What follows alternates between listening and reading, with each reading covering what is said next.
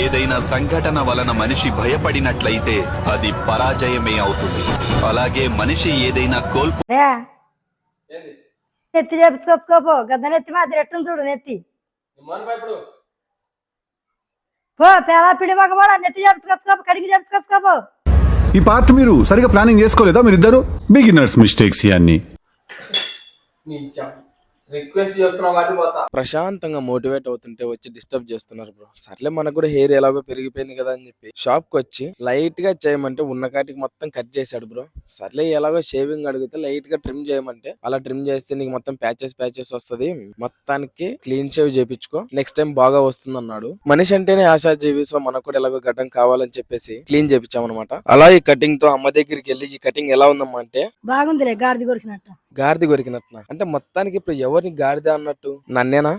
నన్ను అయి ఉండదులే. మీరు ఎవరు అనుకుంటున్నారు కింద అయితే కామెంట్ చేయండి.